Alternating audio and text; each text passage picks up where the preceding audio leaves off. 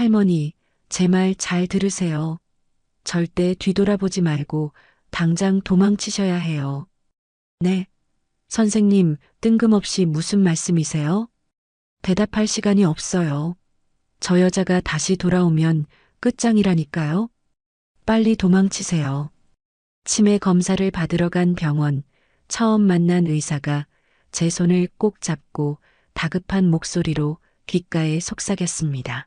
그렇게 영문도 모른 채 미친 듯이 내달려 집에 도착했지만 그곳엔 더 큰 공포가 저를 기다리고 있었습니다. 그 순간 알게 되었습니다. 의사의 절박한 귓속말은 치밀한 함정에서 날 구해낼 유일한 목소리였다는 것을. 구독 버튼을 눌러주시면 매일 가슴을 울리는 실제 사연을 전해드립니다. 안녕하세요. 71살 김순덕이라고 해요. 저는 행복이 별거냐, 가족 건강하고 오순도순 잘 살면 그게 행복이지 라고 외치며 그저 평범한 삶을 살던 사람이었어요. 그런데 진짜 인생이 뭐가 이렇게 힘든가 싶을 정도로 나라까지 떨어져 보니 평범한 삶이 주는 행복은 정말로 별거 아닌 게 아니라 사무치게 감사한 거였더라고요. 20년을 젊게 해준다고 해도 절대 지금의 행복과 바꿀 수 없을 것 같은 지옥 같던 이야기, 이제는 말할 수 있을 것 같은데 한번 들어봐 주시겠어요? 모든 일은 그날 아침부터 시작됐습니다. 제가 아직 잠에서 덜 깼을 때였죠. 똑똑 조심스럽게 방문을 두드리는 소리가 들렸어요. 어머님, 아직 주무세요? 저 수정이에요. 아침부터 곱게 차려입은 며느리 수정이가 살며시 문을 열고 들어왔습니다. 그 손에는 따끈한 대추차까지 들려 있었죠. 수정아, 이른 아침부터 웬일이니? 어머님, 간밤에 주무시긴 잘 주무셨어요? 요즘 통 기력이 없어 보이셔서요. 수정이가 제 침대맡에 살포시 걸터 앉으며 걱정스러운 눈빛으로 저를 살폈습니다.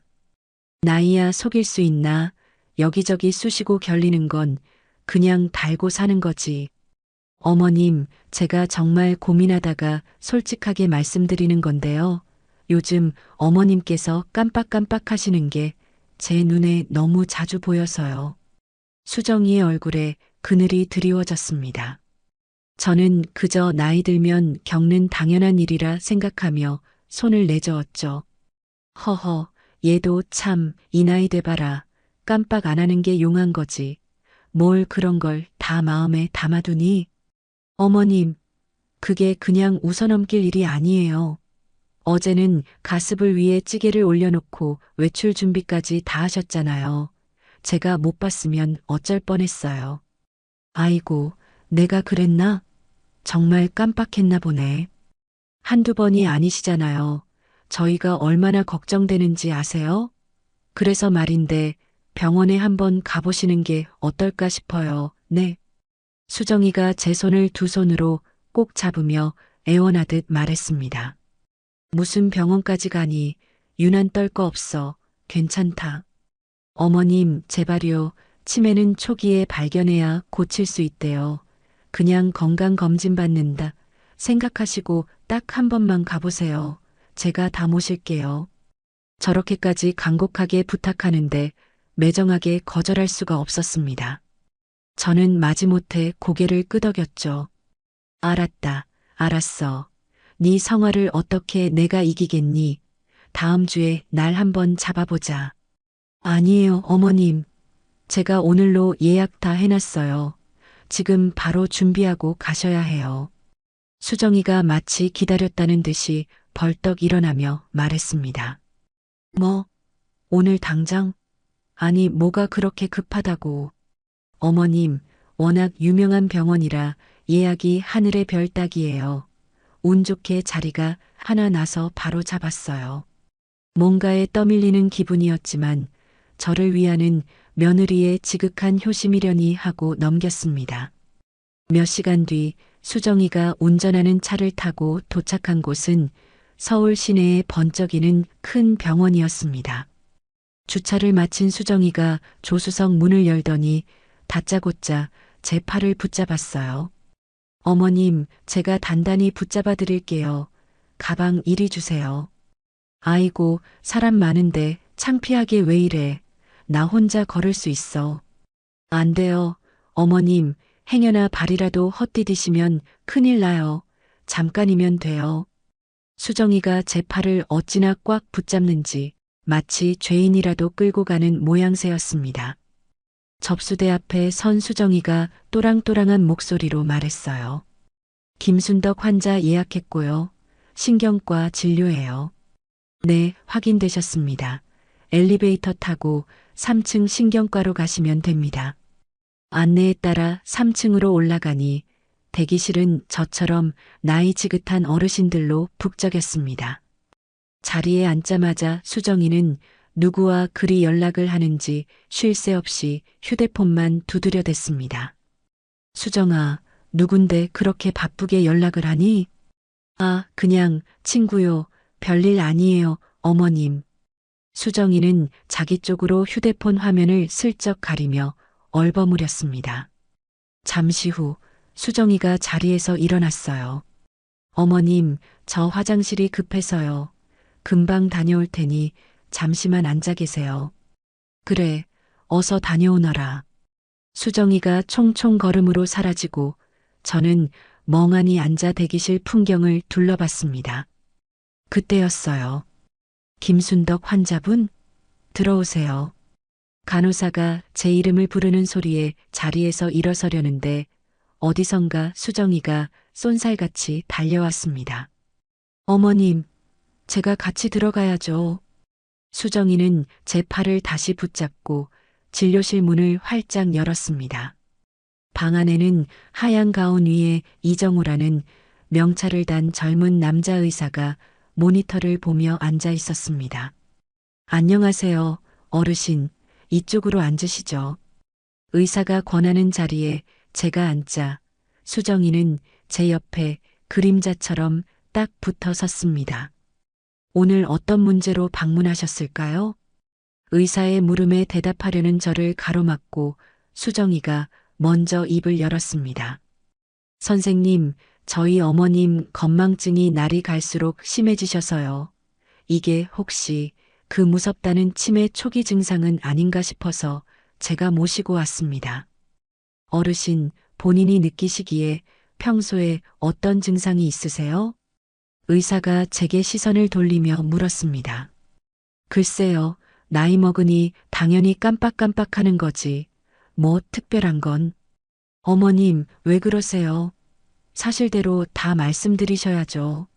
어제는 가스불도 위험했고 그저께는 글쎄 집 주소를 잊어버리셔서 저한테 집이 어디냐고 물어보셨잖아요. 제가 얼마나 철렁했는지 아세요? 수정이가 제 말을 자르며 울상을 지었습니다. 저는 기가 막혀서 고개를 가로저었죠. 내가 언제 집 주소를 물어봤다는 거니? 나는 그런 기억이 전혀 없는데. 선생님, 이것 보세요. 방금 있었던 일도 이렇게 기억을 못 하세요. 이게 그냥 건망증 수준이 아니에요. 옆에서 보는 저희는 정말 피가 마릅니다. 수정이가 의사를 보며 호소했습니다. 의사는 알 수 없는 표정으로 저를 빤히 바라보더니 몇 가지 질문을 던지기 시작했습니다. 어르신, 오늘이 며칠이죠? 10월 초하룻날이지요. 지금 계절은 뭘까요? 하늘 보면 모르나요? 가을이죠. 좋습니다. 그럼 100에서 7을 계속 빼보시겠어요? 저는 의사가 시키는 대로 막힘없이 대답했습니다. 그런데 질문이 끝난 뒤 의사의 표정이 미묘하게 굳어지는 게 아니겠어요? 의사가 슬쩍 수정이를 쳐다봤습니다. 수정이도 의사와 눈을 맞추더니 아주 희미하게 고개를 끄덕였습니다. 그 짧은 순간 제 등줄기로 싸늘한 기운이 스쳐 지나갔습니다. 선생님, 제가 화장실이 너무 급해서요. 잠시만 다녀와도 될까요? 수정이가 갑자기 자리에서 일어나며 말했습니다. 네, 다녀오십시오. 수정이가 진료실을 나가고 문이 닫히자 방 안에는 무거운 침묵이 흘렀습니다. 바로 그때였습니다. 의사가 갑자기 의자를 제 쪽으로 확 끌어당기더니 굳은 얼굴로 목소리를 낮춰 속삭였습니다. 할머니, 제 말 잘 들으세요.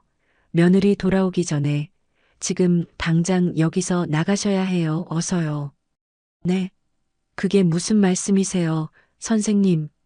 저는 너무 놀라 심장이 쿵 내려앉았습니다. 시간 없어요. 어서요, 빨리. 의사가 제 손을 붙잡고 애타게 말했습니다. 그 절박한 눈빛에서 저는 모든 것을 직감했습니다. 무슨 영문인지는 몰라도 이 위기에서 벗어나야 한다는 생각뿐이었죠. 저는 손에 들고 있던 가방도 내팽개치고 맨발로 진료실을 뛰쳐나왔습니다. 복도를 가로질러 비상계단으로 미친 듯이 뛰어내려갔어요. 쿵, 쿵, 쿵, 심장이 터질 것만 같았습니다. 정신없이 병원 로비를 빠져나와 큰 길로 달려나갔습니다. 저는 헐떡이는 숨을 몰아쉬며 지나가는 택시를 붙잡아 탔어요. 기사 양반, 빨리 출발 좀 해주세요. 손님, 어디로 모실까요? 어디든 좋아요. 일단 여기서 최대한 멀리 가주세요. 택시가 급하게 출발했습니다. 제가 두려움에 떨며 뒤를 돌아봤지만 다행히 따라오는 사람은 없었습니다. 한참을 달려 겨우 집 근처에 내렸습니다. 온몸에 힘이 풀려 후들거리는 다리를 겨우 이끌고 현관문 앞에 섰습니다. 문을 열고 안으로 들어서는 순간 저는 그 자리에 얼어붙고 말았습니다. 조금 전 병원에서 사라졌던 며느리 수정이가 거실 소파에 다소곳이 앉아 싸늘한 미소로 저를 맞이하고 있었습니다. 어머님, 어딜 갔다 이제 오세요. 의사 선생님이랑 상담 중에 그렇게 뛰쳐나가시면 어떡하세요? 수정이가 소파에서 벌떡 일어나더니 원망이 가득 담긴 목소리로 소리쳤습니다. 하지만 걱정이 가득해야 할 그 얼굴에는 어째서인지 서슬퍼런 분노가 먼저 서려 있었죠. 수정아, 그 병원 의사가 말이다. 저는 집까지 정신없이 달려오느라 숨을 헐떡이며 겨우 입을 뗐습니다. 의사 선생님이 뭐려? 대체 무슨 말씀을 하셨길래 이성을 잃고 병원을 뒤집어 놓으세요? 저 정말 어머님 찾아다니느라 온 동네를 뒤지고 다녔다고요. 수정이가 제 어깨를 붙잡고 매섭게 저를 쏘아붙였습니다. 도망치라고, 그 의사가 나더러 한시라도 빨리 도망치라고 했단 말이야. 그 의사 얼굴 봤어야 해. 얼마나 절박하게 말하던지. 어머님, 제발 정신 좀 차리세요. 의사 선생님이 뭐가 아쉬워서 생전 처음 본 어머님께 그런 끔찍한 거짓말을 하시겠어요. 이건 병이에요, 병. 수정이가 제 두 어깨를 꽉 잡고 사정없이 흔들어댔습니다. 아니야. 내 두 귀로 똑똑히 들었어. 아이고, 어머님, 이게 바로 제가 걱정하던 거예요. 이제 헛것이 보이고 환청까지 들으시는 거잖아요. 사실이 아닌 소리가 들리시는 거라고요. 수정이가 이마를 짚으며 깊은 한숨을 내쉬었습니다. 환청이라니 절대 아니야. 정말 그 의사가 방금 병원에서 전화 왔었어요. 보호자인 제가 얼마나 사과하고 빌었는지 아세요?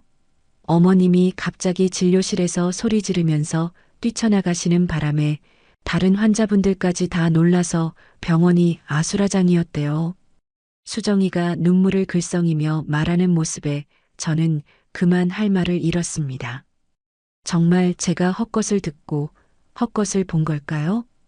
그 의사의 절박한 눈빛이 눈앞에 어른거렸지만 수정이의 눈물 앞에서 제 기억은 자꾸만 흐릿해졌습니다. 그날 밤 저는 뜬 눈으로 밤을 새웠습니다. 도망치세요. 라는 의사의 목소리와 환청이에요. 라는 수정이의 목소리가 귓가에서 끊임없이 저를 괴롭혔습니다. 다음 날 아침이 밝았습니다. 어김없이 수정이가 제 방문을 두드렸죠. 어머님, 일어나셨어요? 저 수정이에요. 응, 들어오너라. 저는 무거운 몸을 일으켜 침대에 겨우 걸터 앉았습니다. 어머님, 어제는 정말 너무 놀라서 저도 모르게 화를 냈어요. 죄송해요. 수정이가 제 옆에 앉아 제 손을 잡았습니다.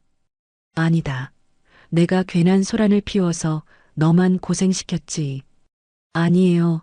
다 어머님 건강이 정상이 아니라는 신호잖아요. 그래서 말인데요. 오늘 다시 병원에 가보셔야겠어요. 수정이가 조심스럽게 본론을 꺼냈습니다. 그 순간 제 온몸에 털이 쭈뼛 서는 기분이었습니다. 뭐라고? 그 병원에 다시 가자고? 싫어. 난 절대 안 가. 저는 질색하며 고개를 세차게 가로저었습니다. 어머님, 어제는 제대로 된 검사 하나 못 받으셨잖아요. 이렇게 그냥 두면 병을 더 키우는 거예요. 꼭 가셔야만 해요. 난 괜찮다니까. 내 몸은 내가 제일 잘 알아. 검사 같은 거 안 받아도 멀쩡해. 어머님 건강을 위해서 드리는 말씀이라고요.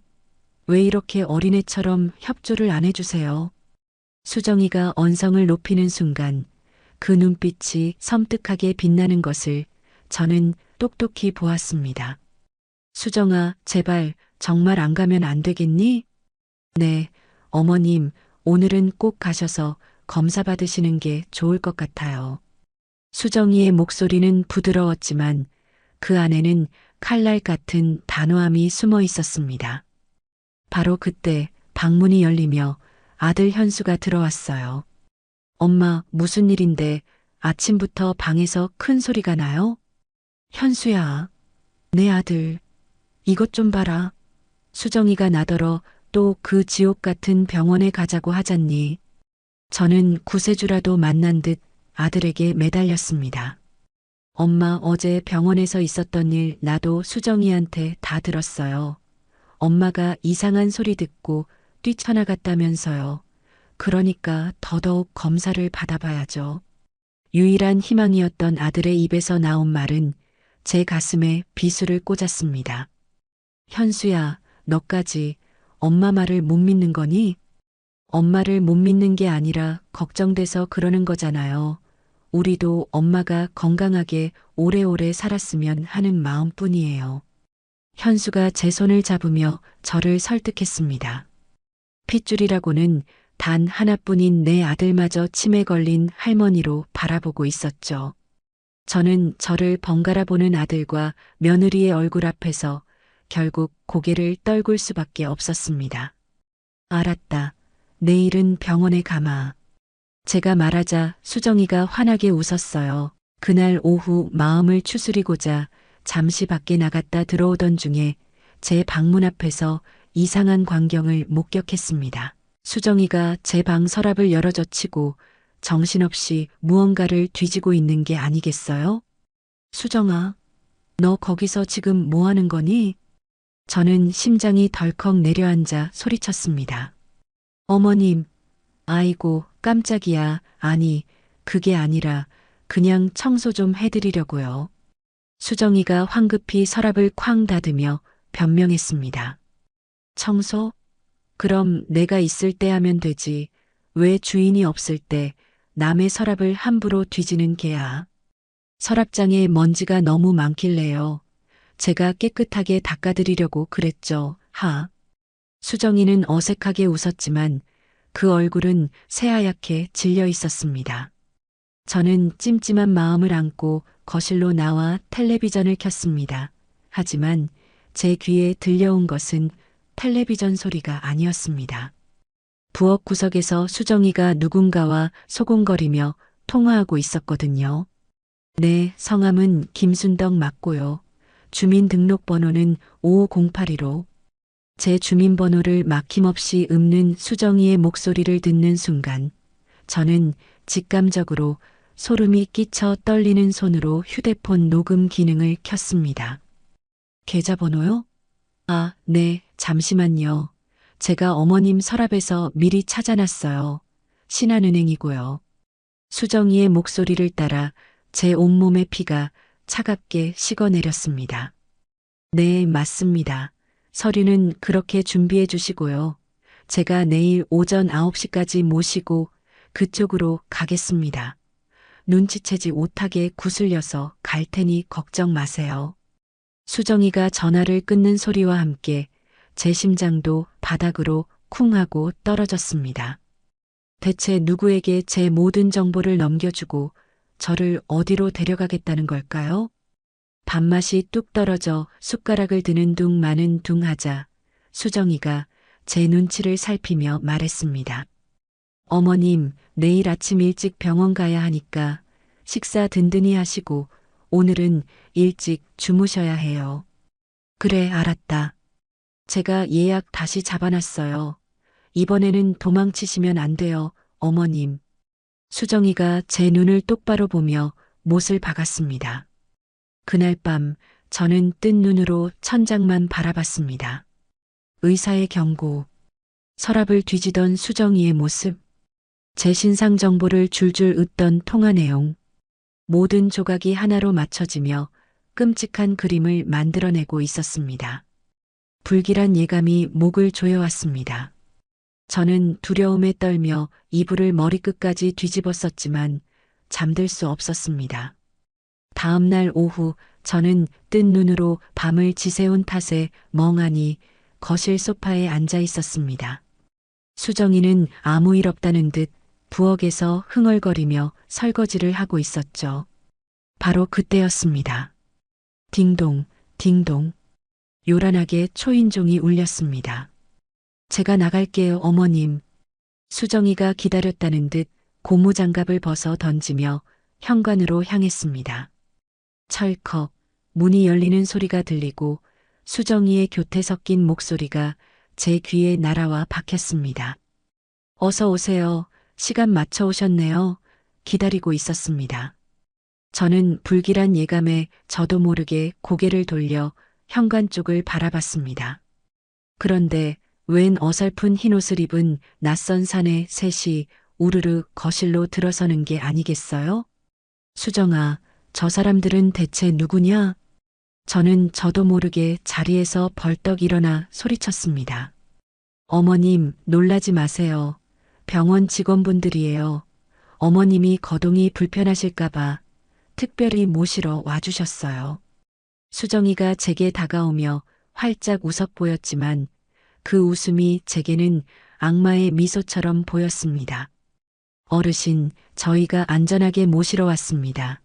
보호자분께서 어르신 정신 상태가 매우 위험하다고 긴급 이송 요청을 하셨습니다. 키가 멀대같이 큰 남자가 무표정한 얼굴로 저에게 다가오며 말했습니다. 무슨 소리야? 누가 위험하다는 게야? 나는 정신 멀쩡한 사람이야. 가까이 오지 마, 오지 말라고. 저는 겁에 질려 커다란 소파 뒤로 몸을 숨겼습니다. 어르신, 이렇게 소란 피우시면 저희도 어쩔 수 없습니다. 순순히 따라오시면 얌전히 모셔다 드릴게요. 다른 남자가 마치 죄인을 다루듯 저를 협박했습니다. 싫어. 나는 절대 당신들 따라가지 않을 거야. 수정아, 이게 대체 무슨 짓이야? 어머님 안전을 위한 거예요. 이제 와서 애원하셔도 소용없어요. 어머님. 수정이의 목소리는 얼음장처럼 차가웠어요. 그때 사내들이 제 양팔을 거칠게 붙잡았습니다. 이거 나. 사람 살려. 놓으라고. 저는 필사적으로 몸부림쳤지만 장정들의 힘을 당해낼 수는 없었죠.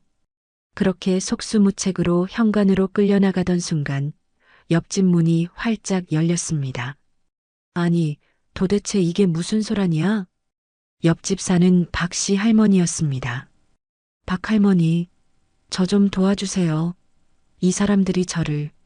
제가 다급하게 소리치자 수정이가 재빨리 박씨 할머니 앞으로 달려가 눈물을 뚝뚝 흘리기 시작했습니다. 박 할머니, 저희 어머님이 치매 증세가 갑자기 심해지셔서요. 약 드실 시간만 되면 저렇게 난리를 피우세요. 자꾸 누가 자기를 해치려 한다고 저희도 정말 죽겠습니다. 아이고, 저런, 치매 걸리면 저렇게 무섭게 변하는구나. 젊은 사람이 고생이 이만저만이 아니네. 박씨 할머니는 저를 안쓰럽게 쳐다보며 혀를 찼습니다. 수정이의 완벽한 연기에 마지막 희망의 동아줄이 끊어지는 기분이었습니다. 결국 저는 아파트 주차장에 대기하고 있던 검은색 승합차 앞으로 끌려나갔습니다. 빨리 저 차에 태워요. 수정이가 흰색 옷을 입은 사람들에게 날카롭게 지시했습니다.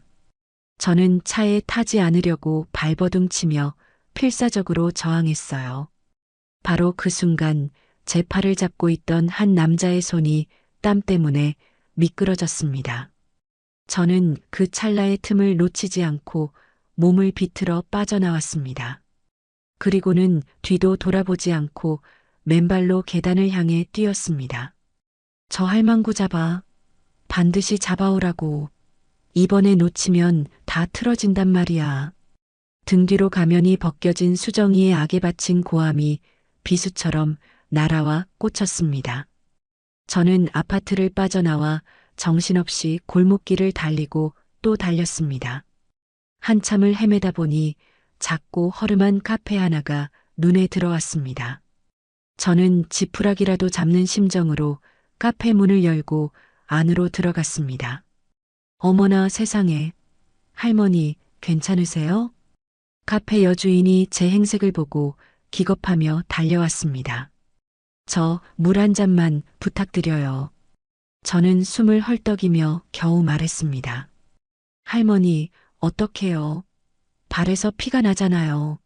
제가 119랑 경찰서에 신고해 드릴까요? 안 돼요. 경찰은 절대 안 돼요. 제가 손사래를 치는 순간 딸랑 소리와 함께 카페 문이 다시 열렸습니다. 훤칠한 젊은 남자 한 명이 안으로 들어왔어요. 저는 제 눈을 의심했습니다. 할머니, 어쩐 일로 여기에? 며칠 전 병원 진료실에서 저에게 도망치라고 속삭여 주었던 바로 그 의사, 이정우였습니다. 의사 선생님, 그 얼굴을 보자 참았던 눈물이 복물처럼 터져 나왔습니다. 할머니, 대체 무슨 일이 있었던 겁니까? 맨날에 피까지 나는데요? 이정우 의사가 제 앞에 무릎을 꿇고 앉으며 물었습니다. 우리 며느리랑 이상한 사람들이 저를 강제로. 할머니 저랑 같이 가세요. 그리고 사장님, 제가 잘 아는 분이에요. 제가 책임지고 모시겠습니다. 이정우 의사가 놀란 카페 사장을 안심시키고는 저를 부축해 자신의 차에 태웠습니다. 차는 조용한 주택가로 향했습니다.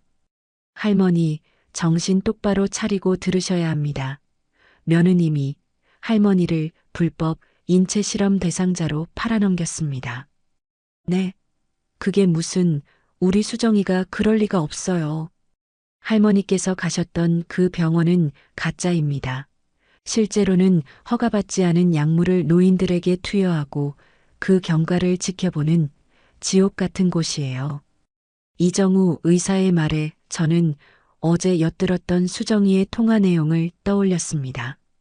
제 주민등록번호와 계좌번호까지 줄줄 웃던 그 목소리. 저는 처음에 정상적인 병원인 줄 알고 취업했습니다. 하지만 그들은 환자들의 동의서를 위조하고 부작용이 생겨도 방치했습니다. 그들은 노인들을 재고라고 불렀어요. 양심상 도저히 견딜 수가 없었습니다. 그래서 저한테 도망치라고. 네, 내부 자료를 몰래 빼내서 고발을 준비하던 중에 할머니를 뵙게 된 겁니다. 며느님이 제게 눈빛을 보내는 걸 보고 바로 알아차렸죠. 저는 수정이의 두 얼굴에 온몸이 부들부들 떨렸습니다. 이 끔찍한 사실을 세상에 알려야만 합니다. 그러려면 할머니의 증언이 꼭 필요합니다. 저 좀 도와주십시오. 선생님, 제가 할 수 있을까요? 너무 무서워요. 하실 수 있습니다. 다른 피해자들을 위해서라도 용기를 내주세요. 이정우 의사는 저를 자신의 작은 원룸에 숨겨주었습니다. 저는 며느리에 대한 배신감과 충격으로 밥 한 숟갈 넘기지 못했습니다. 할머니, 이것 좀 보세요. 이정우 의사가 서류 뭉치 하나를 꺼내 보여주었습니다. 그 안에는 저와 비슷한 연배의 할머니, 할아버지들의 사진과 신상 정보가 가득했습니다. 이분들이 전부 그곳에서 희생되신 분들입니다. 사진 속 할머니 한 분은 참 곱게도 웃고 계셨습니다. 하지만 서류에는 실험 부작용으로 인한 급성 심정지라고 적혀 있었죠.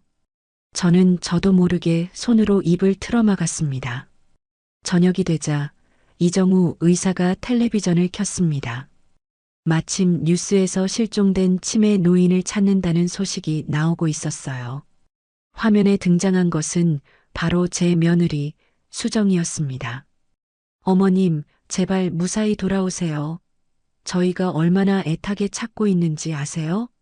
다 저희가 부족해서 생긴 일이에요, 어머님. 수정이는 손수건으로 눈물을 찍어내며 세상에서 가장 효심 깊은 며느리인 양 연기하고 있었습니다. 저는 치밀어 오르는 분노를 참을 수 없었습니다. 저 악마 같은 것, 어떻게 저런 거짓말을. 할머니, 진정하십시오. 내일 아침에 제가 아는 기자를 만나기로 했습니다. 이제 우리가 진실을 밝힐 차례입니다. 이정우 의사가 제 어깨를 단단히 붙잡으며 말했습니다. 저는 굳은 결심을 하고 고개를 끄덕였습니다. 두려웠습니다. 하지만 더는 도망치거나 숨지 않을 겁니다. 내 아들에게 그리고 세상 모든 사람들에게 이 끔찍한 진실을 알려야만 하니까요. 다음 날 아침 희미한 햇살이 창틈으로 스며들 때쯤 이정우 의사가 저를 조심스럽게 깨웠습니다. 할머니, 일어나셔야 합니다. 잠시 후에 기자님이 여기로 오시기로 해서요. 아, 벌써 그렇게 됐나요? 저는 천근만근 무거운 몸을 일으켜 침대에 걸터 앉았습니다. 밤새도록 며느리 수정이의 얼굴과 저를 끌고 가려던 사내들의 얼굴이 번갈아 나타나 잠을 제대로 이룰 수가 없었습니다. 할머니, 괜찮으세요? 안색이 너무 안 좋으신데 오늘은 그냥 쉬시는 게. 이정우 의사가 걱정스러운 눈으로 저를 살폈습니다. 아닙니다. 괜찮아요. 조금 긴장이 돼서 그럽니다. 정말 저 같은 늙은이의 말을 세상 사람들이 믿어줄까 싶어서요. 제 목소리가 저도 모르게 작게 떨려 나왔습니다. 걱정 마세요. 할머니께서는 혼자가 아니세요. 제가 곁에 있잖아요. 할머니께서 겪으신 일을 있는 그대로 담담하게 말씀하시면 됩니다. 진실의 힘은 생각보다 강합니다. 이정우 의사가 제 차가운 손을 두 손으로 따뜻하게 감싸주었습니다. 그 온기에 조금 용기가 나는 듯 했습니다. 오전 10시가 되자 약속이라도 한 듯 초인종이 울렸습니다. 이정우 의사가 문을 열자 당찬 인상의 젊은 여자가 들어섰습니다. 안녕하세요. TBC 방송국 보도팀 최민지 기자입니다. 네, 어서 오십시오. 먼 길 오시느라 고생하셨습니다. 이쪽으로 앉으시죠. 이정우 의사가 최민지 기자를 작은 거실 테이블로 안내했습니다. 최민지 기자는 저를 보자마자 따뜻한 미소와 함께 고개를 깊이 숙였습니다. 할머니, 처음 뵙겠습니다. 이정우 선생님께 대강의 이야기는 전해 들었습니다. 얼마나 놀라고 무서우셨어요. 아이고, 아닙니다. 이렇게 직접 찾아와 주셔서 제가 더 감사합니다. 저는 어색하게 웃으며 자리에 앉았습니다. 할머니, 너무 긴장하지 마세요. 저는 그냥 할머니의 이야기를 들으러 온 사람이라고 편하게 생각해 주세요. 제가 전부 도와드릴게요. 최민지 기자는 노트북과 녹음기를 꺼내면서도 시종일관 저를 안심시키려 애썼습니다. 그런데 기자님, 정말로 저 같은 사람 이야기를 기사로 써주실 건가요? 며느리는 제가 치매라고 동네방네 떠들고 다녔을 텐데 사람들이 손가락질할까봐 두려워요. 할머니, 일단 들어보겠습니다. 세상에는 알려져야만 하는 진실이 분명히 존재하니까요. 처음부터 아주 천천히 말씀해 주시겠어요? 저는 떨리는 목소리로 입을 열었습니다. 며느리 수정이가 저를 처음 병원에 데려갔던 그날 아침부터 진료실에서 이정우 의사가 저에게 필사적으로 도망치라고 속삭였던 순간 수정이가 제 주민등록번호와 계좌번호를 누군가에게 알려주던 통화 내용 그리고 정체불명의 사내들이 짐짝처럼 저를 끌고 나가려 했던 그 끔찍했던 순간까지 제 이야기가 이어지는 동안 최민지 기자의 표정은 시시각각 변해갔습니다. 처음에 부드러운 미소는 사라지고 놀라움과 분노가 그 얼굴에 선명하게 새겨졌습니다. 할머니, 이건 정말 상상 이상으로 심각한 사건이네요. 단순한 가정 문제가 아니었어요. 기자님, 이것도 함께 보시죠. 이정우 의사가 그동안 몰래 빼돌렸던 서류 뭉치를 테이블 위에 올려놓았습니다. 최민지 기자는 하얀 손으로 서류를 한 장 한 장 넘기며 꼼꼼하게 읽어내려갔습니다. 이게 전부 위조된 임상실험 동의서라고요? 본인 서명도 전부 가짜고. 네, 맞습니다. 대부분의 환자분들은 본인이 어떤 실험의 대상이 되는지 전혀 모른 채 그저 치매 치료제나 영양제를 맞는다고만 알고 있었습니다. 이정우 의사의 설명에 최민지 기자의 얼굴이 돌처럼 굳어졌습니다. 할머니, 혹시 며느님이 할머니를 정확히 어디로 데려가려고 했는지 그 병원 이름을 기억하십니까? 아니요, 그냥 서울에 있는 큰 병원이라고만 해서. 그곳은 병원을 위장한 불법 임상실험 시설입니다. 노블레스 메디컬 센터라는 이름으로 노인분들을 유인하고 있었습니다. 이정우 의사가 끼어들어 설명했습니다. 최민지 기자가 녹음기를 제 쪽으로 가까이 옮겼습니다. 할머니, 괜찮으시다면 방금 하신 말씀을 다시 한번 녹음해도 될까요? 증거 자료로 꼭 필요합니다. 네, 괜찮습니다. 그러세요. 저는 다시 한번 제가 겪었던 모든 일을 처음부터 끝까지 자세하게 말했습니다. 목소리가 중간중간 떨리고 눈물이 났지만 최대한 감정을 누르고 또박또박 증언했습니다. 녹음이 끝나자 최민지 기자가 제 손을 꼭 잡았습니다. 할머니, 정말 힘든 이야기인데 이렇게 용기 내주셔서 진심으로 감사합니다. 할머니의 이 증언이 수많은 다른 분들을 구할 겁니다. 제 이야기가 정말로 세상에 알려질 수 있을까요? 물론입니다. 제가 제 이름을 걸고 반드시 세상에 알리겠습니다. 다만 방송으로 내보내기까지 추가 취재와 증거 확보에 시간이 조금 필요합니다. 얼마나 걸릴까요? 빠르면 일주일 정도 걸릴 겁니다.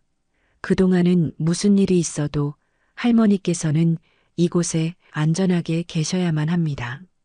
최민지 기자의 진지한 말에 저는 고개를 끄덕였습니다.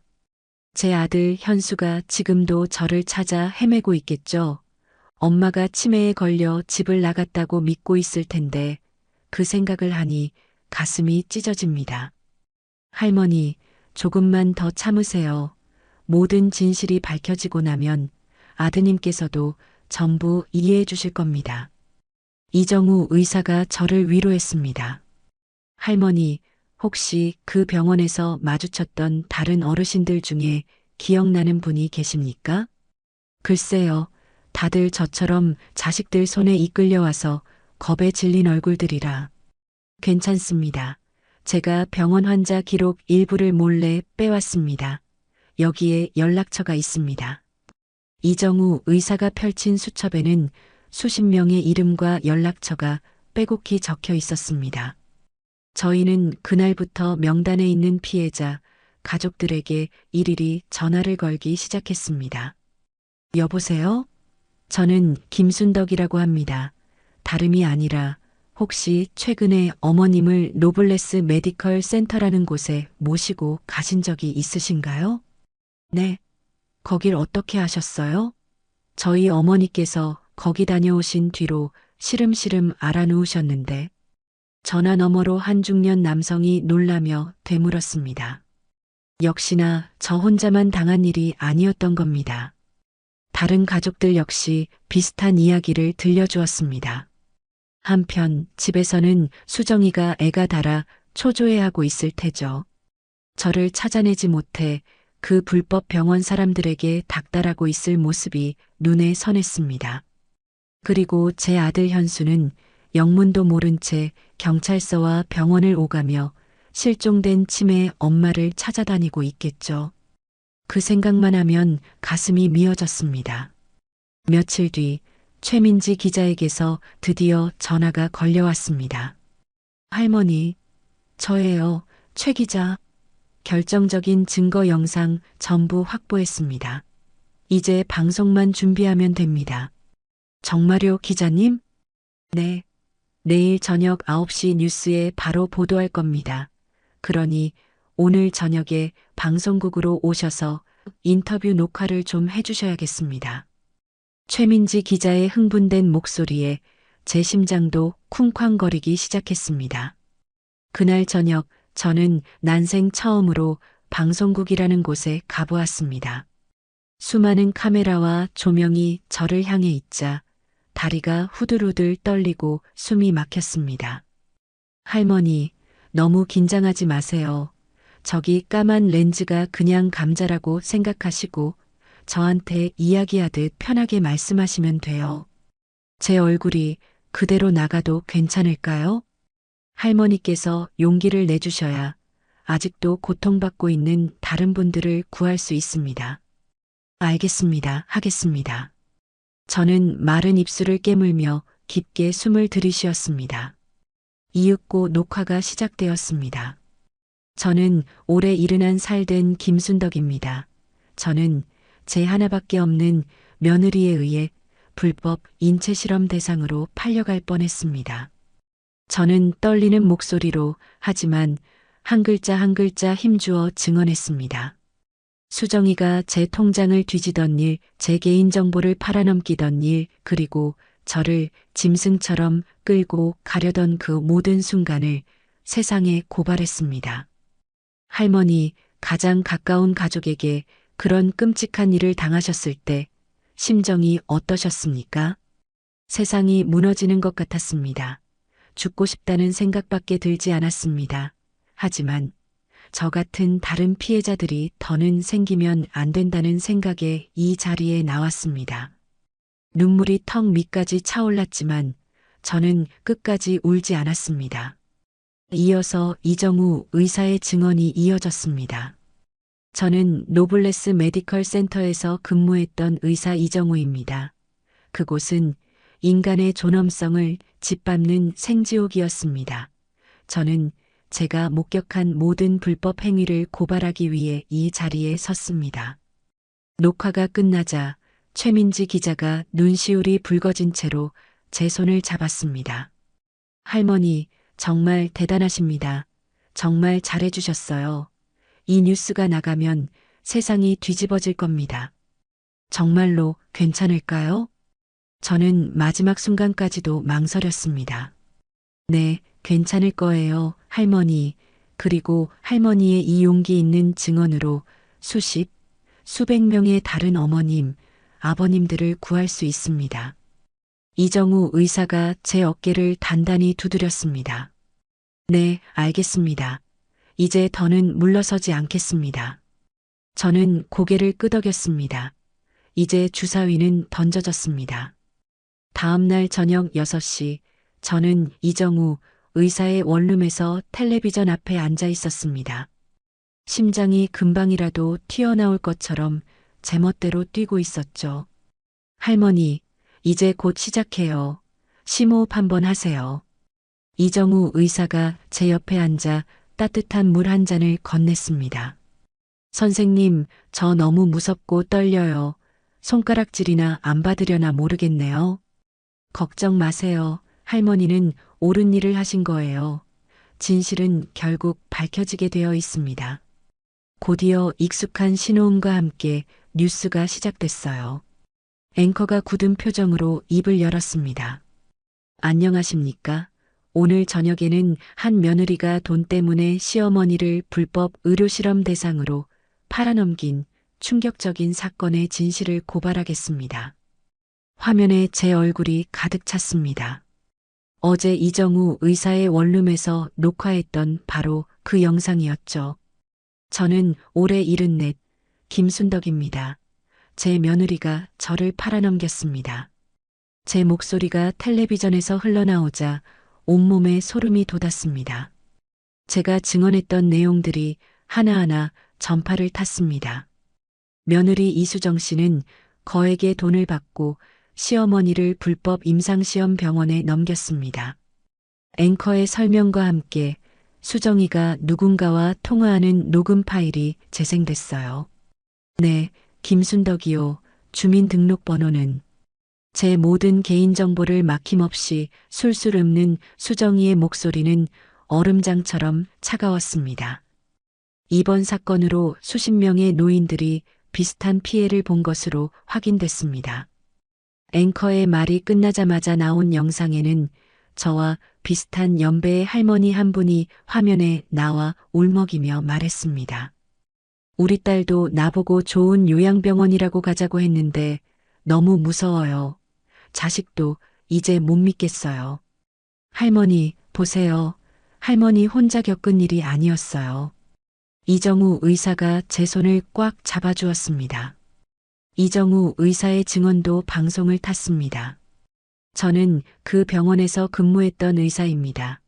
그곳에서는 환자들의 동의도 없이 온갖 불법적인 실험이 자행됐습니다.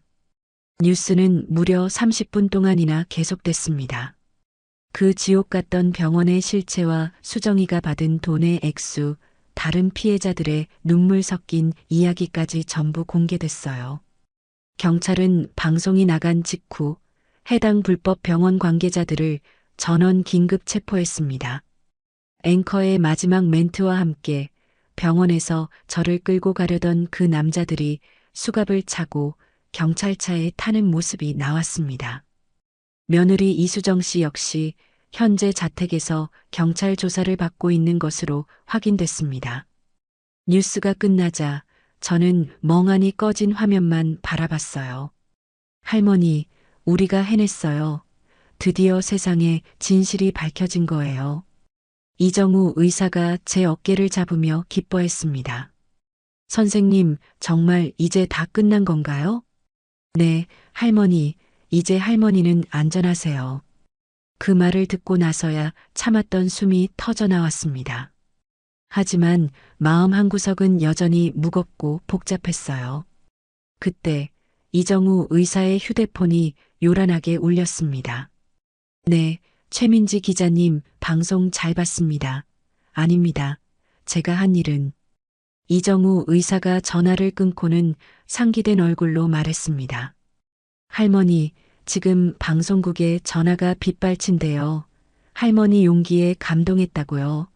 다들 할머니를 응원하고 있어요. 정말요? 제가 뭐라고? 1시간쯤 지났을까요? 이정우 의사의 휴대폰이 다시 울렸습니다. 네. 아, 기자님, 누구시라고요? 현수 씨요? 이정우 의사의 눈이 동그래졌습니다. 할머니 아드님이 방송국으로 연락하셨대요. 할머니가 어디 계신지 알려달라고요. 우리 현수가요? 네, 최민지 기자님이 여기 주소를 알려드렸다고 해요. 금방 오실 것 같아요. 아들을 만난다는 생각에 가슴이 다시 세차게 뛰기 시작했습니다. 30분쯤 지났을까요? 딩동, 초인종이 울렸습니다. 이정우 의사가 인터폰을 확인하더니 저를 돌아봤습니다. 할머니, 아드님 오셨어요. 저는 자리에서 벌떡 일어났습니다. 이정우 의사가 문을 열자마자 현수가 뛰어들어왔습니다. 아들의 얼굴은 눈물과 콧물로 이미 엉망이었습니다. 엄마, 현수는 저를 보자마자 그 자리에 무릎을 꿇었습니다. 엄마, 제가 죽일 놈입니다. 제가 정말 죄송해요. 현수가 바닥에 머리를 찌우며 울부짖었습니다. 현수야, 이게 무슨 짓이야. 어서 일어나. 저는 아들을 일으켜 세우려 했어요. 제가 미쳤었나 봐요.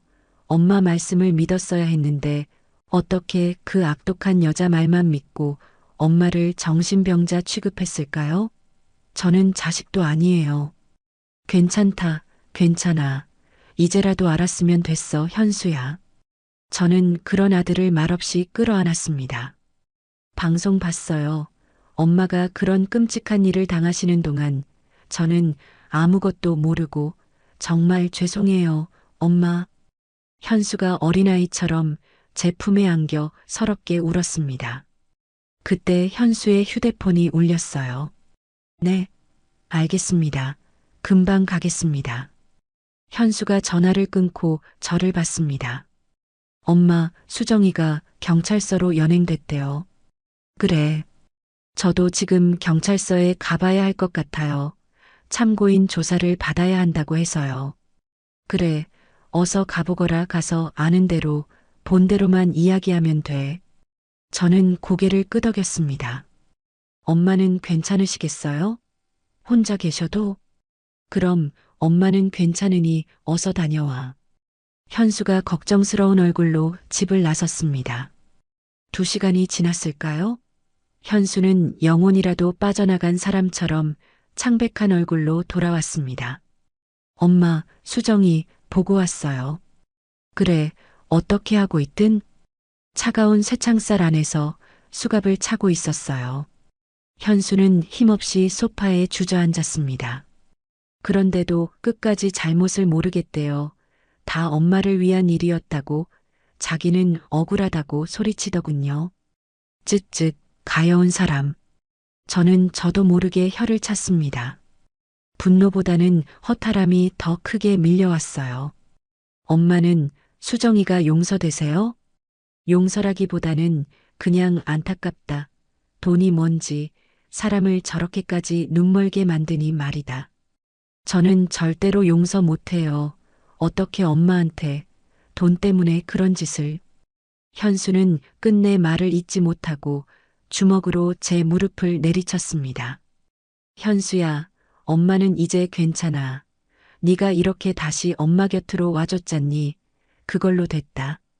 엄마, 이제 2번 다시 엄마 의심하는 어리석은 짓 안 할게요.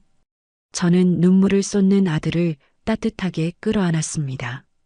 며칠 뒤 저는 이정우 의사의 집에서 나와 저희 집으로 돌아왔습니다. 현수가 저를 기다리며 며칠 밤낮으로 쓸고 닦았는지 집안에서는 반짝반짝 윤이 났습니다. 엄마, 이제 아무 걱정 마시고 편히 지내세요. 고맙다, 현수야. 현수는 다니던 회사에 며칠 휴가를 내고 저와 시간을 보냈습니다. 아침이면 제 손을 잡고 공원을 산책했고 저녁에는 텔레비전 앞에 나란히 앉아 연속극을 봤죠. 현수야, 네가 이렇게 옆에만 있어줘도 엄마는 힘이 나는 것 같구나. 제가 진작 이랬어야 했는데 정말 죄송해요, 엄마. 어느 날 오후 옆집 박씨 할머니가 과일 바구니를 들고 저희 집을 찾아왔습니다. 현수 엄마, 나야. 문 좀 열어줘. 박 할머니, 어서 오세요. 박씨 할머니는 저를 보자마자 와락 제 손을 잡았습니다. 현수 엄마, 내가 정말 미안하네. 이 늙은이가 못나서 자니가 그 고생을 할 동안 나 몰라라 했으니 내가 죽일려니야. 아니에요, 할머니. 그때는 상황이 그랬잖아요.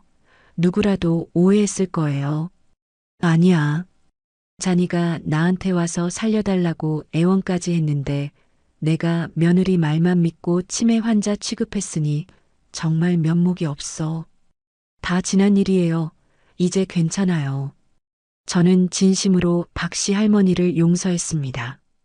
며칠 후 최민지 기자가 후속 취재를 위해 저를 찾아왔습니다. 할머니의 증언 덕분에 비슷한 피해를 볼 뻔했던 다른 어르신들이 많이 구조되셨어요. 그래요? 정말 다행이네요. 제 작은 용기가 누군가에게 도움이 되었다는 사실에 가슴이 벅차올랐습니다. 이정우 의사도 좋은 소식을 들고 찾아왔어요. 할머니, 저 다른 병원에 새로 취직했어요. 이번에는 아주 깨끗하고 좋은 병원이에요. 정말 잘 됐네요. 선생님, 다 선생님 덕분에 제가 이렇게 살았어요. 아닙니다. 할머니의 용기가 우리 모두를 구한 겁니다. 이정우 의사가 제 손을 따뜻하게 잡아주었습니다. 그 모습을 지켜보던 현수가 말했습니다. 우리 엄마가 이렇게 용감하고 대단한 분이신 줄 이제야 알았습니다. 엄마, 정말 자랑스러워요. 저는 쑥스러워 그저 웃고 말았습니다. 아들은 제 곁으로 돌아왔고 이웃들은 저를 따뜻하게 맞아주었습니다. 모든 것이 원래의 자리로 돌아온 것만 같았어요. 하지만 저희는 아직 몰랐습니다. 이 평화 뒤에 더 큰 폭풍이 몰려오고 있다는 것을요. 모든 것이 제자리를 찾은 듯한 평화로운 일상이 일주일쯤 지났을까요? 그날 저녁 현수가 퇴근길에 어둡게 가라앉은 얼굴로 집에 돌아왔습니다. 엄마, 드릴 말씀이 있어요. 아들의 심상치 않은 표정에 제 심장이 철렁 내려앉았습니다. 현수야, 무슨 일인데 그래? 회사에서 안 좋은 일이라도 있었던 거야? 오늘 경찰서에서 연락이 왔어요. 수정이 일 때문에요. 현수가 넥타이를 거칠게 풀어내며 소파에 주저앉았습니다. 아들의 어깨는 천근만근의 짐이라도 짊어진 듯 축 처져 있었죠. 수정이 휴대폰이랑 개인 컴퓨터를 조사했는데 추가 범죄 증거가 무더기로 나왔대요. 추가 범죄라니? 그 애가 또 무슨 짓을 했다는 거니? 수정이가 엄마를 그 불법 병원에 넘기기 몇 달 전부터 국내 대형 제약회사랑 꾸준히 연락을 주고받았대요. 현수가 떨리는 목소리로 말을 이었습니다. 엄마의 모든 개인정보를 넘기는 대가로 거액의 돈을 받기로 이미 계약까지 마친 상태였다고 해요. 세상에, 그게 정말이니? 저는 다리에 힘이 풀려 현수 옆에 겨우 걸터 앉았습니다. 더 기가 막힌 건 뭔지 아세요, 엄마? 수정이가 팔아넘기려고 했던 게 엄마 정보뿐만이 아니었어요. 그럼 내 정보 말고 뭐가 더 있다는 거야? 네, 동네 경로당이랑 노인정을 핑계 좋게 드나들면서 다른 어르신들 정보까지 몰래 수집했대요. 이름, 나이, 연락처, 앓고 있는 지병까지 전부 다요. 그걸 제약회사에 넘기려고요. 순간 한 달 전쯤의 기억이 스치듯 지나갔습니다. 제가 경로당에 있는데 수정이가 오더니 어르신들 혈압을 재주고 어깨를 주무르며 싹싹하게 돌봐주던 일을요. 그럼 수정이가 우리 동네 경로당 어르신들한테 살갑게 굴던 게 전부 다. 네, 엄마, 그게 다 쇼였던 거예요. 할머니들 환심 사서 개인정보 빼내려고요. 저는 너무 큰 충격에 입을 다물 수가 없었습니다. 경찰 말로는 이게 아주 조직적인 범죄래요. 수정이 혼자 벌인 일이 아니라 그 제약회사랑 처음부터 한 통속이었던 거예요. 현수가 분노를 참지 못하고 주먹으로 소파를 내리쳤습니다. 한 이불 덮고 자던 사람이 그런 악마 같은 짓을 했다는 걸 저도 믿을 수가 없어요. 제가 사랑했던 여자가 그런 괴물이었다니. 현수의 눈에 뜨거운 눈물이 고였습니다. 다음 날 아침 뉴스는 온통 수정이 이야기로 떠들썩했습니다. 충격적입니다. 시어머니를 불법 임상시험에 팔아넘긴 며느리 이수정 씨의 추가 범죄 행각이 드러났습니다. 이수정 씨는 수십 명의 노인 정보를 불법으로 수집해 제약회사에 팔아넘기려 한 혐의를 받고 있습니다. 앵커의 목소리가 단호하게 거실을 채웠습니다. 저는 더 이상 볼 수가 없어 텔레비전을 끄고 말았습니다. 그런데 그 뉴스가 나간 며칠 뒤부터 저희에게 이상한 그림자가 드리우기 시작했습니다. 그날은 현수와 함께 시장에 갔다가 돌아오는 길이었어요. 엄마, 저 남자 아까부터 계속 우리 뒤를 밟는 것 같지 않아요? 현수가 뒤를 힐끗 돌아보며 나지막이 속삭였습니다. 뒤를 돌아보니 검은 모자를 푹 눌러 쓴 남자가 저희와 일정한 거리를 두고 따라오고 있었어요. 그는 저희가 과일 가게에 멈추면 건너편에서 신문을 보는 척했고, 저희가 걷기 시작하면 어느새 저희 뒤에 다시 나타났습니다. 글쎄, 기분 탓이겠지. 어서 가자. 저는 애써 태연한 척했지만 등줄기에서 식은땀이 흘렀습니다. 집에 도착하자 대문 앞에서 박씨 할머니가 안절부절 못하며 저희를 기다리고 있었습니다. 현수 엄마, 문 잠그고 빨리 들어와. 큰일 났다니까. 박씨 할머니는 저희를 집 안으로 잡아 끌다시피 했습니다. 박 할머니, 무슨 일 있으세요? 오늘 낮에 시커먼 사내 2명이 와서 너에 대해 꼬치꼬치 캐묻고 갔어. 아들이랑 둘이 사는지, 주로 언제 집을 비우는지 꼭 빚받으러 온 사람들처럼 살벌하게 묻는데 무서워 죽는 줄 알았다니까? 박씨 할머니가 걱정스러운 얼굴로 말했습니다. 엄마, 이건 보통 일이 아니에요. 현수가 즉시 경찰서에 전화를 걸었습니다. 네, 신고 좀 하려고요. 저희 어머니를 누군가 계속 미행하고 주변에서 감시하는 것 같습니다. 하지만 수학이 넘어 경찰의 반응은 미지근했습니다. 네, 구체적인 위협 행위가 없으면 출동하기가 어렵다고요? 아니, 지금 이렇게 명백한 정황이 있는데도요? 사람이 다치거나 죽어야만 움직이실 겁니까? 현수의 표정이 순식간에 굳어졌습니다. 알겠습니다. 현수가 허탈하게 전화를 끊었습니다. 경찰이 뭐라고 해? 직접적인 폭행이나 협박이 없으면 적극적으로 수사하기가 어렵다네요. 일단 순찰을 강화해 주겠다고는 하는데. 그럼 그때까지 우리는 손 놓고 당하고만 있으란 말이니? 저는 눈앞이 캄캄했습니다. 그날 밤 저는 뜬 눈으로 밤을 지새워야 했습니다. 한밤중에 집 밖에서 정체 모를 소리가 계속 들려왔기 때문이죠. 누군가 저희 집 담벼락 주위를 서성이는 발소리, 창문을 손톱으로 긁는 소리가 들릴 때마다 심장이 멎는 것 같았습니다. 급기야 현관문 손잡이가 조심스럽게 덜컥거리는 소리가 들렸을 때 저는 비명을 지를 뻔했습니다. 현수야, 현수야, 일어나봐. 밖에서 이상한 소리 안 들리니? 저는 결국 현수의 방문을 두드렸습니다. 엄마, 왜 그러세요? 잠이 덜 깬 현수가 창문을 열어 밖을 살폈지만 칠흑 같은 어둠뿐이었습니다. 아무도 없는데요. 엄마 잘못 들으신 거 아니에요? 다음 날 아침 이정우 의사가 헐레벌떡 저희 집으로 찾아왔습니다. 할머니, 큰일 났어요. 위험해요. 선생님, 그게 무슨 말씀이세요? 그 제약회사 놈들이 할머니를 노리고 있대요.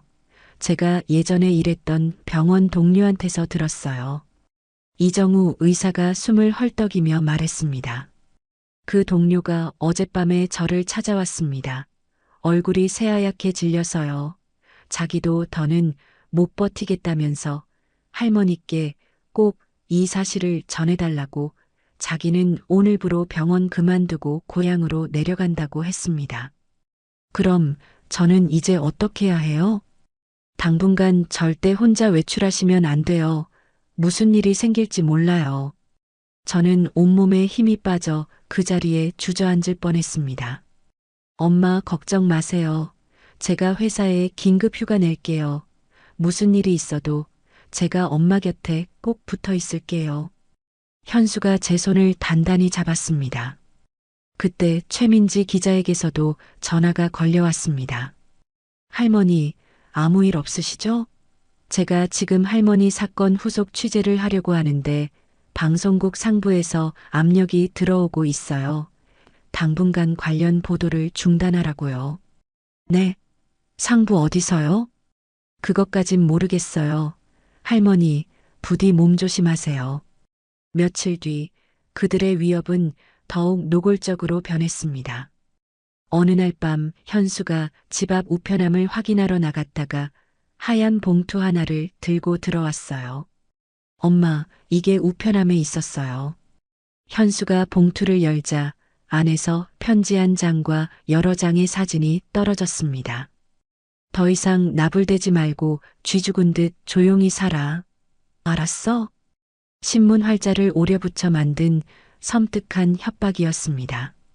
그리고 사진 속에는 제가 시장에 가는 모습, 공원에서 산책하는 모습, 그리고 현수가 출근하는 모습까지 찍혀 있었어요.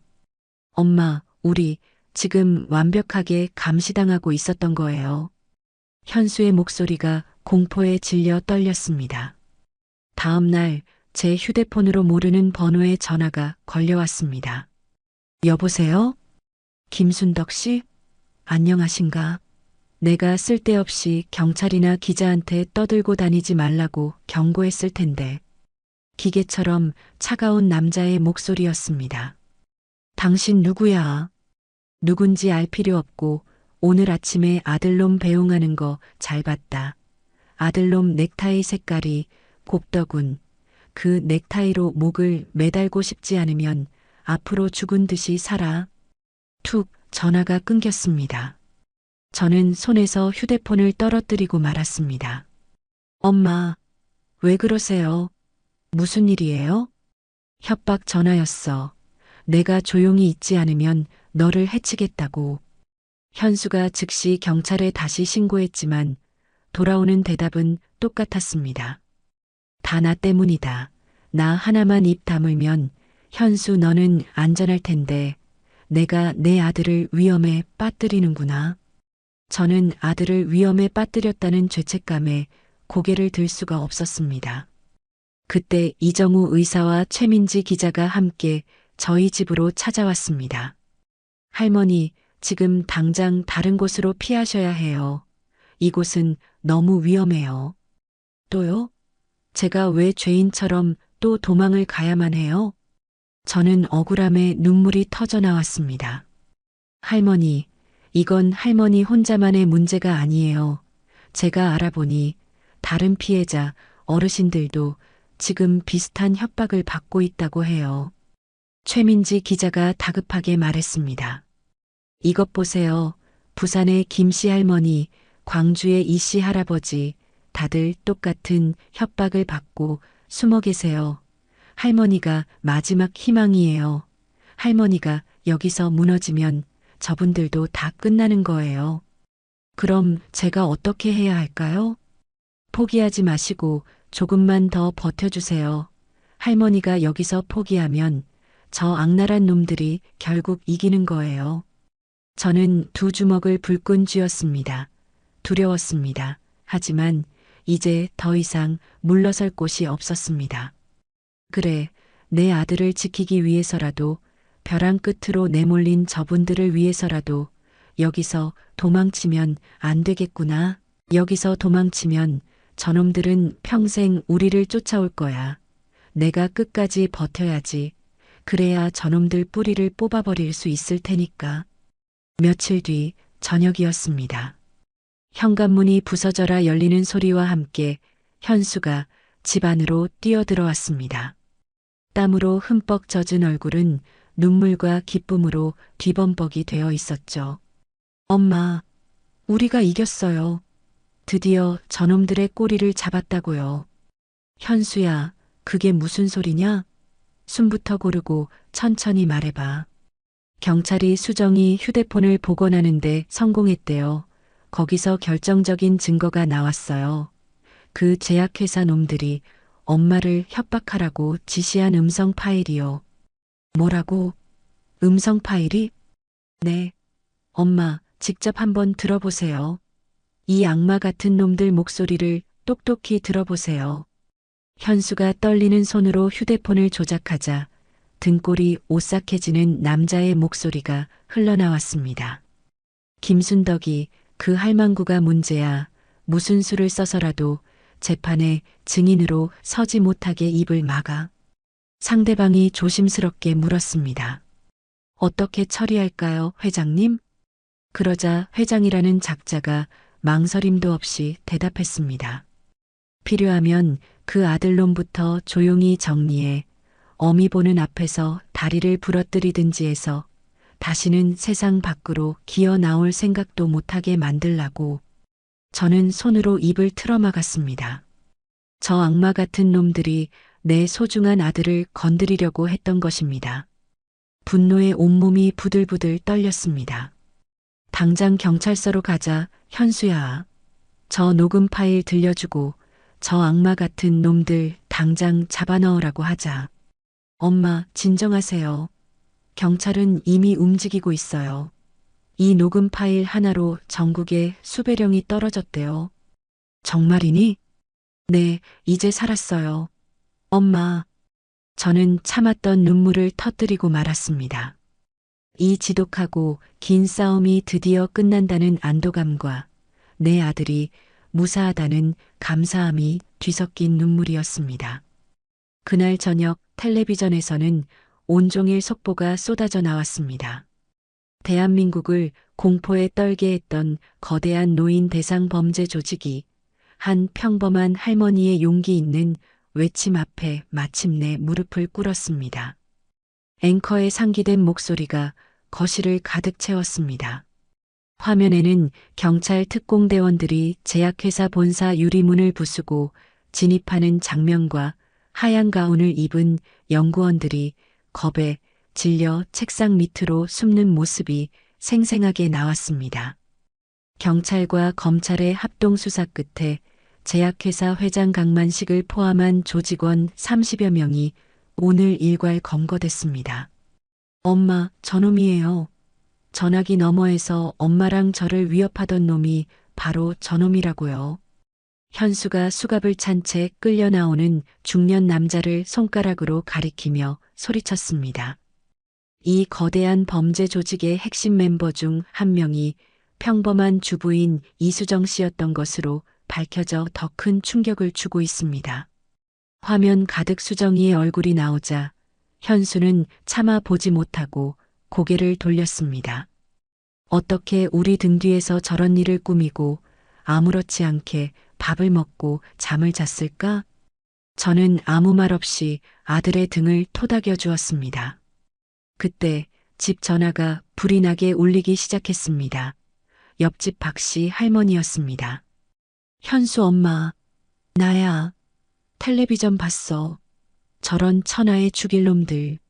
자니가 살아 돌아와서 정말 다행이다. 정말 다행이야. 다음 날 아침 검찰청에서 연락이 왔습니다. 김순덕 어머님 괜찮으시다면 검찰에 나오셔서 최종 증언을 한번 해주실 수 있겠습니까? 이번이 정말 마지막입니다. 저희가 약속드립니다. 저는 한치의 망설임도 없이 대답했습니다. 네, 가겠습니다. 가서 제가 아는 모든 것을 말씀드리겠습니다. 그날 아침 현수는 제 옷장 앞에서 한참을 서성였습니다. 엄마, 가장 고운 옷으로 입으세요. 오늘은 엄마가 저 악마들을 심판하는 날이잖아요. 조금도 위축되지 마시고 당당하게 하고 싶은 말씀 다 하고 오세요. 현수와 함께 들어선 검찰청은 높고 차가운 건물들로 저를 잔뜩 위축되게 만들었습니다. 엄마, 걱정 마세요. 제가 옆에서 손 꼭 잡고 있을게요. 이제 엄마 혼자 두지 않을 거예요. 검사실에 들어가자 단정한 정장 차림의 젊은 여자 검사가 일어나 저희를 맞았습니다. 어머님, 이렇게 힘든 걸음 해주셔서 정말 감사합니다. 이쪽으로 앉으시죠.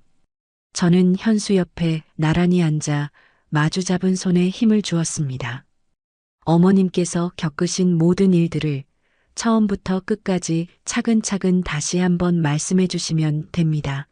저희가 하나도 빠짐없이 듣고 기록하겠습니다. 검사의 부드러우면서도 단단한 목소리에 저는 용기를 냈습니다. 수정이가 저를 속이고 그 지옥 같은 병원으로 끌고 갔던 그날부터 시작해서 병원에서의 끔찍했던 기억, 가리고 얼마 전 받았던 피 묻은 협박 편지와 아들을 해치겠다는 협박 전화까지 저는 제가 겪은 모든 것을 남김없이 쏟아냈습니다. 어머님, 며느님이 처음 어머님을 좋은 병원에 모시겠다고 했을 때 조금도 의심하지 않으셨습니까? 자식 같은 아이였습니다. 그 애가 처음 시집 왔을 때 손이 어찌나 곱던지 고생 한번 안 해본 손으로 설거지하는 게 안쓰러워서 내가 늘 고무장갑을 2개씩 사다 놨어요. 내 딸처럼, 친딸처럼 아꼈기 때문에 단 한 번도 의심해 본 적이 없습니다. 제가 이렇게 미련하고 어리석은 사람이었습니다. 제 목소리가 떨리자 현수가 제 어깨를 가만히 감싸주었습니다. 그런 공포 속에서도 끝까지 싸워주셨네요. 제가 여기서 포기하고 숨어버리면 저 같은 다른 불쌍한 늙은이들이 계속 죽어나갈 것 같았어요. 저 하나 무서운 것보다 그게 더 끔찍했습니다. 조사를 마친 검사가 자리에서 일어나 제 앞에 고개를 숙였습니다. 어머님, 대한민국 검찰을 대표하여 그리고 이 땅의 한 자식으로서 어머님의 위대한 용기에 깊은 존경과 감사를 표합니다. 제가 뭐라고 이런 어머님 덕분에 저희가 몇 달을 추적해도 잡지 못했던 이 거대한 범죄 조직을 완전히 소탕할 수 있었습니다. 어머님은 수십 명의 다른 어르신들을 구하신 영웅이십니다. 그 말을 듣는 순간 가슴속에 단단하게 박혀있던 모든 응어리가 눈 녹듯 사라지는 것 같았습니다. 모든 조사를 마치고 검찰청을 나오자 이정우 의사가 저희를 기다리고 있었습니다. 할머니, 고생 많으셨습니다. 선생님은 어쩐 일로 여기에? 저도 전문가 자격으로 불법 실험의 위험성에 대한 최종 의견서를 제출하고 오는 길입니다. 이제 제가 할 수 있는 마지막 일입니다. 이정우 의사의 손에는 두꺼운 서류 뭉치가 들려 있었죠. 밖으로 나오자 눈이 부시도록 파랗고 높은 가을 하늘이 저희를 맞았습니다. 엄마, 이제 정말 다 끝났어요. 우리한테도 저 하늘처럼 평범하고 평화로운 날들이 다시 찾아온 거예요. 현수가 어린아이처럼 기뻐하며 외쳤습니다. 그래, 이제 정말 끝났구나. 저는 평생 처음 느껴보는 완전한 해방감에 깊게 숨을 들이쉬었습니다. 이정우 의사가 저를 보며 진심으로 말했습니다. 처음 할머니를 뵈었을 땐 그저 평범하고 약한 분이라고만 생각했습니다. 제가 틀렸습니다. 할머니는 제가 아는 그 누구보다 용감하고 강한 분이셨습니다. 무슨 말씀을요? 저는 그저 내 아들 다치게 하고 싶지 않았던 평범한 엄마일 뿐입니다. 저는 현수의 손을 잡으며 환하게 웃었습니다. 며칠 뒤 언론에서는 이번 사건에 대한 마지막 보도가 나왔습니다. 한 평범한 할머니의 위대한 용기가 거대한 범죄 조직을 무너뜨렸습니다. 제약회사 관계자 30여 명이 구속됐고 피해를 입을 뻔했던 노인 50여 명이 무사히 가족의 품으로 돌아갔습니다. 앵커의 목소리 뒤로 화면에 제 사진이 크게 나왔습니다. 엄마 보세요. 온 국민이 엄마를 칭찬하고 있어요. 엄마가 이렇게 자랑스럽고 존경스러울 수가 없어요. 현수가 눈물을 글썽이며 말했습니다. 저는 어두운 텔레비전 화면에 비친 제 모습을 보았습니다. 그저 주름지고 지친 늙은이의 얼굴이었습니다. 존경받고 싶은 마음도 없었고 그저 살고 싶었을 뿐입니다. 내 아들 곁에서 하루라도 더 숨쉬고 싶었을 뿐이었는데 사람들의 칭찬을 받으니 너무 어색했어요. 최민지 기자가 마지막 인터뷰를 하러 찾아왔습니다. 할머니, 만약 시간을 되돌릴 수 있다면 이 모든 일을 겪기 전으로 돌아가시겠어요? 저는 잠시 생각하다가 고개를 저었습니다. 아니요, 내 아들이 철들었고 세상에 나쁜 놈들이 있다는 것도 알았고 무엇보다 내 안에 이런 용기가 있다는 걸 처음 알았는걸요. 아무것도 몰랐던 예전으로 돌아가고 싶지 않아요. 기자가 마지막으로 앞으로의 계획을 물었습니다.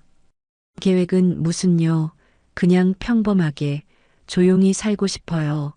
따뜻한 아랫목에 아들이랑 마주 앉아 군고구마 나눠 먹고 해지면 마당에 나가 저녁별 구경하고 그런 사소한 것들조차 제가 누릴 수 없다는 것이 정말 무서웠습니다. 이제는 그 평범한 일상을 누릴 수 있어 더 이상 바랄 게 없어요. 모든 것이 정말로 완벽하게 끝났습니다.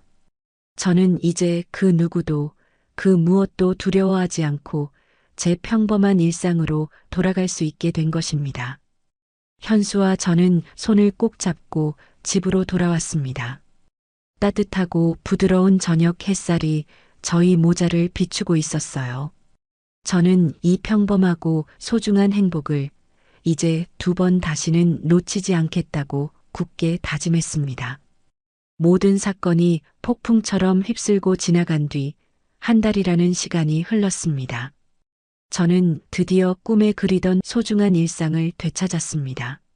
아침 햇살에 눈을 뜨면 부엌에서 구수한 된장찌개 냄새가 풍겨왔습니다. 엄마, 일어나셨어요? 오늘은 제가 어릴 때 엄마가 끓여주시던 대로 두부 듬뿍 넣고 끓여봤어요. 우리 아들 다 컸네. 냄새만 맡아도 맛있는 게 느껴진다, 현수야. 저희는 따스한 아침 햇살이 드는 식탁에 마주 앉아 함께 밥을 먹었습니다. 불과 얼마 전까지 수정이가 앉아있던 자리, 그 차갑고 낯설던 공간은 이제 아들의 온기로 다시 채워지고 있었습니다. 엄마, 오늘 날씨 정말 좋은데 저랑 같이 공원 한 바퀴 돌고 오실래요? 그래, 좋지. 어서 준비해서 나가자. 현수는 마치 제가 어린 시절 현수에게 그랬듯 제 모든 일상을 함께 했습니다. 아침이면 제 보폭에 맞춰 나란히 걸으며 산책했고, 저녁이면 텔레비전 앞에 앉아 제가 좋아하는 연속극을 함께 보며 도란도란 이야기를 나누었죠. 엄마, 제가 그동안 얼마나 어리석었는지 몰라요.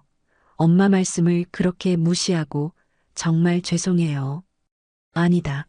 이미 다 지나간 일이야. 이제 다 잊고 지내자. 앞으로는 무슨 일이든 엄마 말씀부터 귀담아 들을게요. 엄마 의견을 제일 먼저 여쭤보고 결정할 거예요. 현수가 제 손을 따뜻하게 잡아주었습니다. 동네를 산책하다 보면 이제 이웃들은 더 이상 저를 동정이나 호기심의 눈으로 보지 않았습니다. 순덕 할머니, 오늘도 아드님이랑 산책 나오셨네요.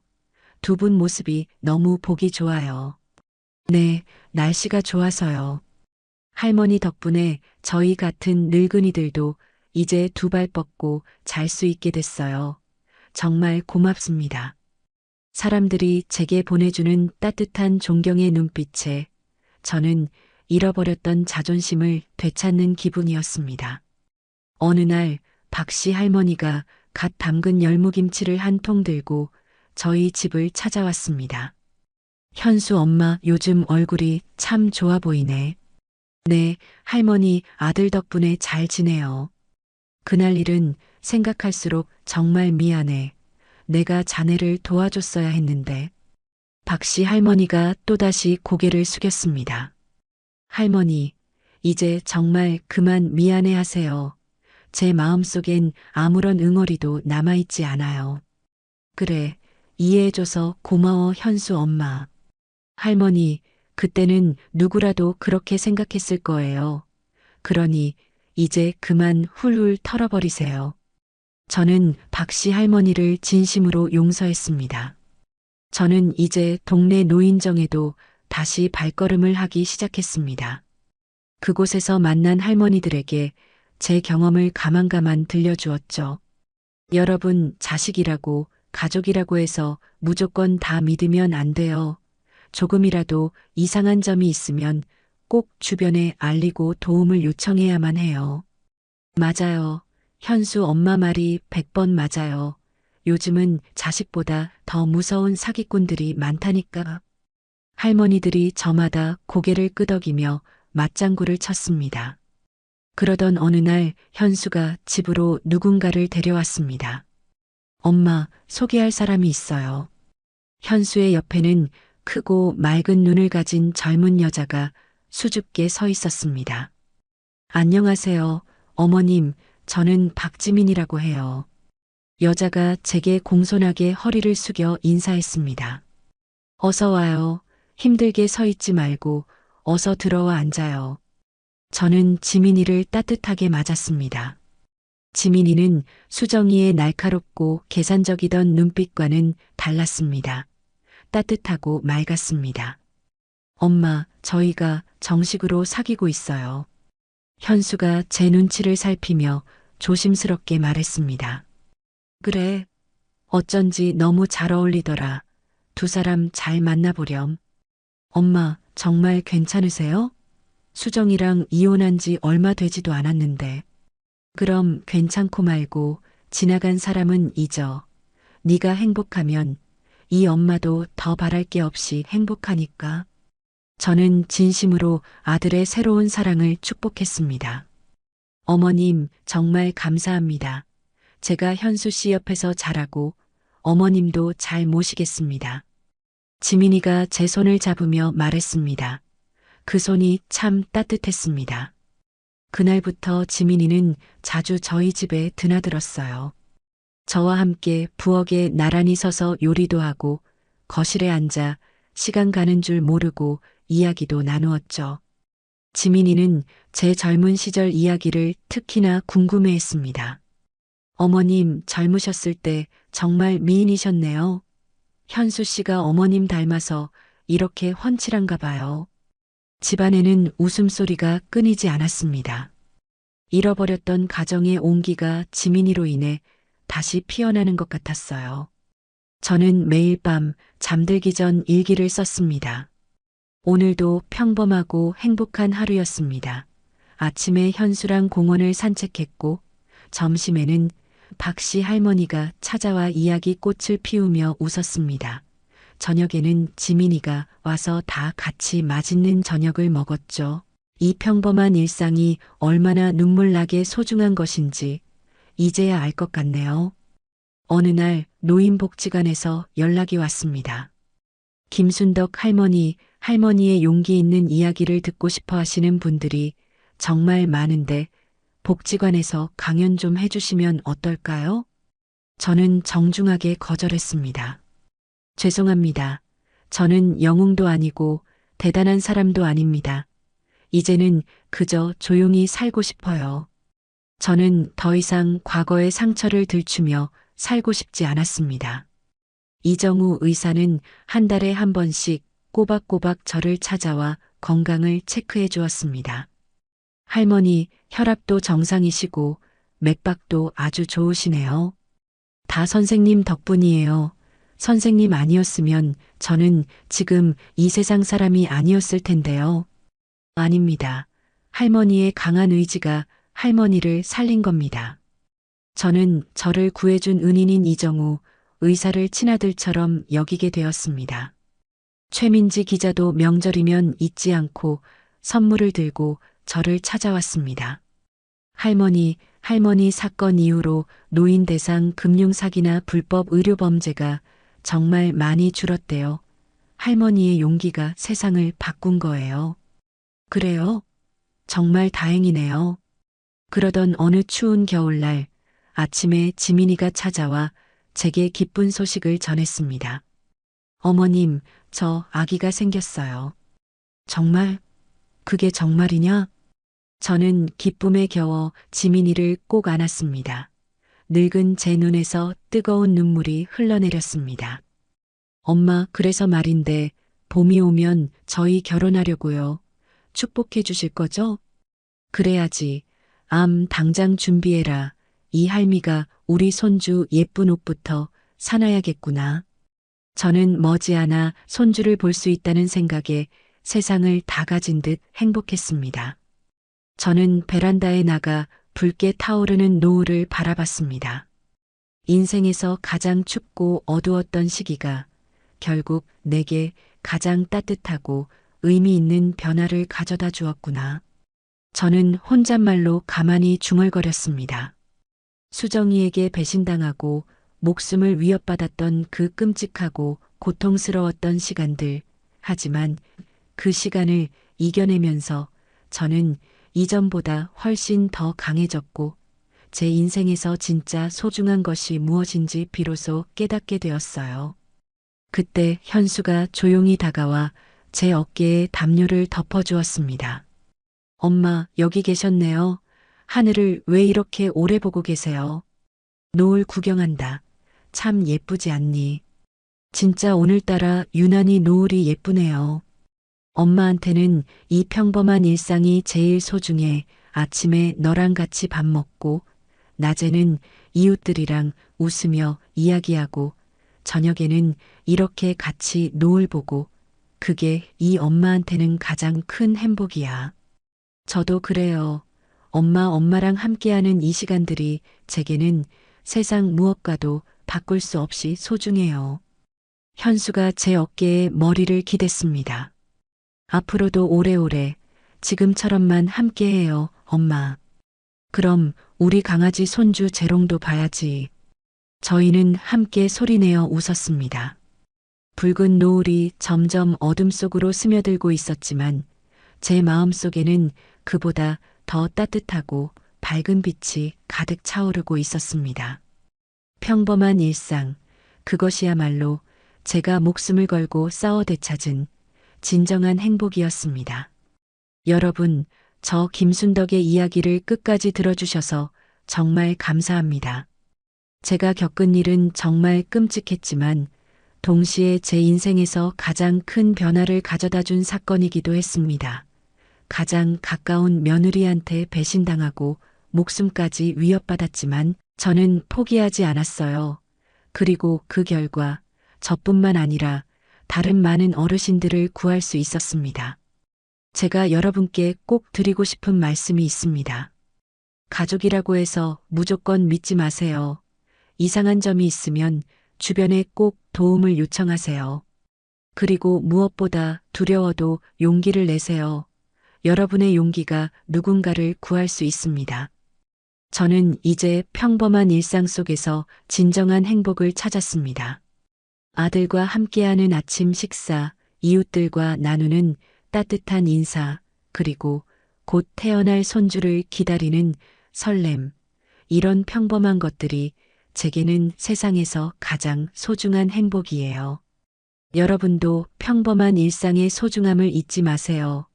그게 바로 우리가 지켜야 할 진짜 행복이니까요.